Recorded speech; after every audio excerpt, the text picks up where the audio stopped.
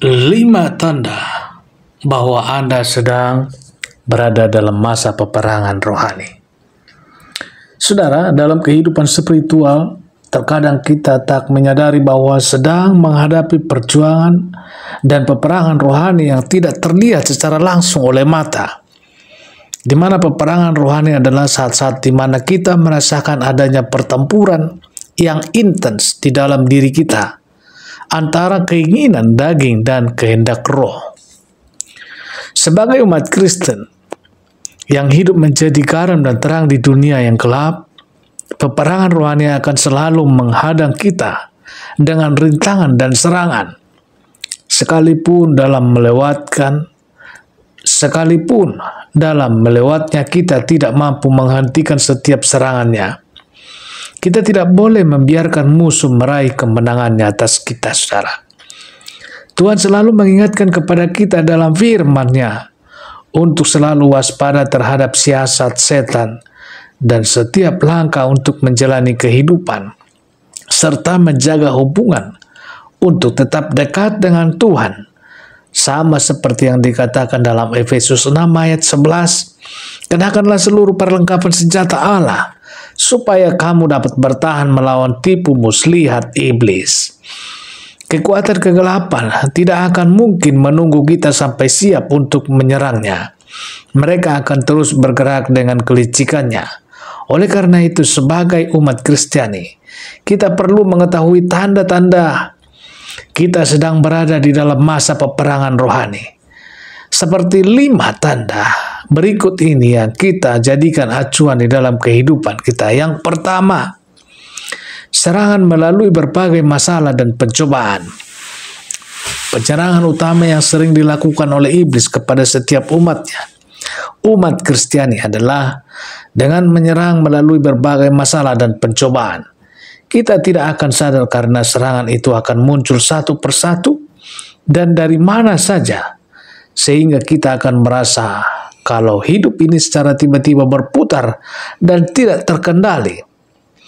Kehidupan Ayub yang tertulis dalam Ayub 1 ayat 2 menjadi contoh bagaimana peperangan rohani hadir melalui serangan di berbagai masalah dan pencobaan hidup, di mana iblis dengan sengaja memberikan pencobaan kepada Ayub untuk membawanya jauh dari Tuhan melalui pergumulan-pergumulan yang sedang dihadapinya.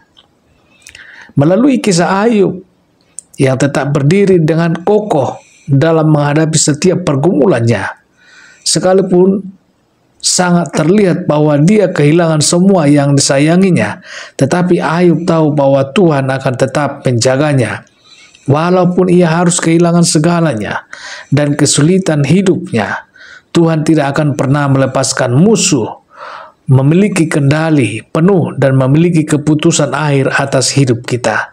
Sehingga saat kita menghadapi peperangan rohani di dunia ini, kita dapat percaya kepada Tuhan sebagai tempat perlindungan.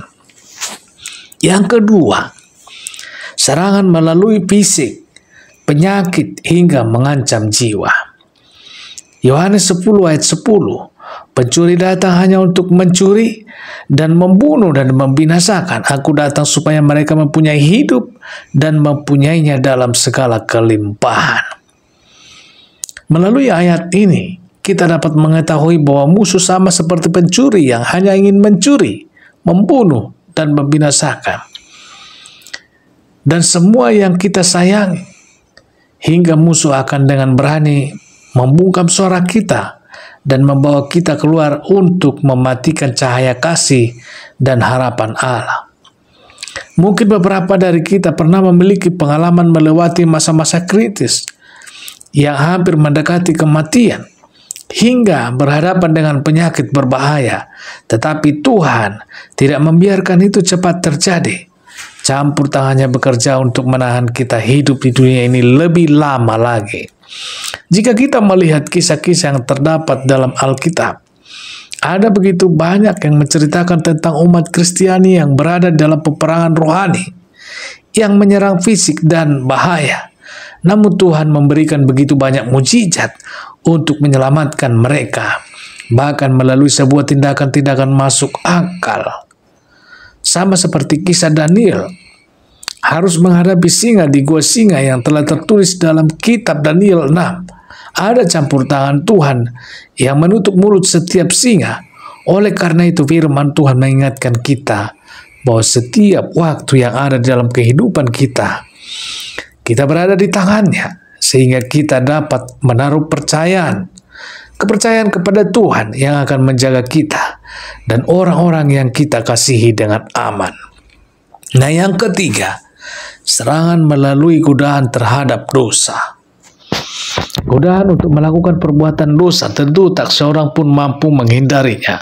Bahkan peperangan rohani satu ini akan memberikan serangan di dalam hidup kita dengan menempatkan kita pada risiko yang lebih besar hingga tersesat. Dalam hal ini, iblis tidak hanya ingin melanjutkan dan menjatuhkan kita saja, tetapi menjatuhkan setiap orang yang ada di sekitar kita. Bahkan iblis sangat menyukai adanya perpecahan yang tercipta di antara umat Kristiani dan tidak menginginkan apapun selain kehancuran. Untuk itu kita sebagai orang percaya perlu adanya kewaspadaan dan berdiri dengan teguh di dalam iman. Jangan membiarkan iblis sendiri dan memberikan ruang sekecil apapun di dalam hidup kita, karena dia akan masuk dan mendatangkan kesengsaraan serta penyesatan dengan lebih cepat tanpa kita sadari. Ketika kita diperhadapkan dalam situasi ini, tak jarang kita akan merasa lemah dan tidak mampu untuk melawannya. Tetapi melalui Yesus yang berhadapan dengan pencobaan iblis di padang gurun yang tertulis dalam Matius 4 ayat 1-11, kita memahami bahwa meskipun Yesus mengalami lemah fisik dan lapar karena puasa, ia tetap berdiri teguh dan menahan setiap serangan yang ada. Bahkan Yesus dengan lantangnya memberitakan firman Tuhan dan berpegang teguh kepada kebenaran. Oleh karena itu, sikap dan tindakan Yesus di padang gurun memberikan contoh nyata kepada kita untuk menjadi umat yang dianggap tidak sadar atas serangan dalam peperangan rohani ini. Ketika kita sudah mulai menerima tarikan yang kuat dan membawa keluar dari jalan kebenaran Tuhan, kita dapat mengetahui langsung siapa pelaku yang melakukannya dan dapat melawannya di dalam Kristus. Yang keempat, serangan melalui keputusasaan, kegelapan dan ketakutan. Bagi kebanyakan orang, pergumulan yang dimiliki tentu akan mendatangkan kecemasan bahkan ketakutan di dalam hidupnya. Apalagi adanya kemungkinan kita menghadapi suasana hati yang buruk, depresi, hingga kesehatan mental yang terganggu. Seringkali serangan yang diberikan saat peperangan rohani menghampiri kita akan meningkatkan dorongan yang lebih besar lagi daripada pergumulan yang biasa kita lalui. Serangan yang diberikan sangatlah kejam dan tak berhenti, hingga kita perlu mengenali kegelapan ini dan berdiri teguh. Karena saat-saat inilah iblis menggunakan beberapa orang untuk mempengaruhinya agar mengambil tindakan yang berbahaya dan membuat pilihan yang tidak pernah diduga sebelumnya. Namun, kekejaman yang diberikan dari serangan ini akan selalu ada harapan dari Kristus yang dapat mengangkat kita dari kegelapan, sehingga hanya Tuhan yang mampu menenangkan kita dari ketakutan dan memberikan kita kekuatan yang besar. Sama halnya seperti Nabi Elia, yang merupakan salah satu umat Allah yang agung, di mana ia menjadi pemimpin pertempuran melawan berhala-berhala palsu dan melawan mereka yang menentang Tuhan. Meskipun ia menjadi pahlawan yang mampu menenangkan peperangan itu, ia tak luput dari peperangan yang lebih besar lagi yang harus dihadapinya. Melalui 1 Raja-Raja ayat 19 menjelaskan bagaimana kehidupan Nabi Elia yang hidup dalam ketakutan, keputusasaan, hingga kegelapan yang mencengkeram hidupnya, menjalani kehidupan dengan pikiran yang keruh. Tetapi Tuhan hadir di waktu yang tepat untuk memberikan kekuatan, belas kasihan dan rahmat yang besar kepadanya. Tuhan tak hanya memberikan dengan cuma-cuma, tetapi Dia memanggil Nabi Elia untuk terus bertindak dan bergerak maju di dalam kebenaran. Oleh karena itu, ketika kita mendapati diri berlari menjauhi ketakutan atau bahkan terjebak di dalam keputusasaan, kita dapat berhenti sejenak dan merenungkannya supaya kita mengetahui tujuan kita berlari menjauh siapa dan apa. Janganlah kita menjadi pribadi yang percaya pada pengejaran dan serangan musuh, karena iblis tidak memiliki kekuatan yang abadi atas kita. Nah, yang kelima, serangan melalui kebingungan dan rasa bersalah.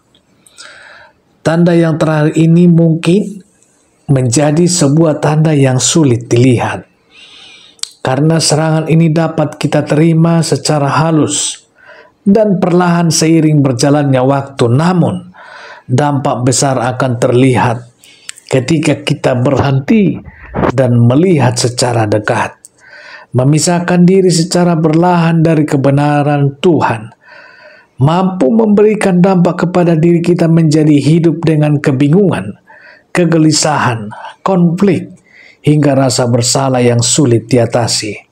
Tak hanya itu, hilangnya keinginan untuk mendekatkan diri kepada Tuhan dan berdoa seringkali terjadi jika serangan ini menghampiri kita. Saat kita menjauh dari firman Tuhan, kita dapat terjebak dalam persekutuan yang tidak sehat. Bahkan dampak yang lebih besar lagi membawa kita untuk mempercayai kebohongan dan cenderung mengandalkan diri sendiri.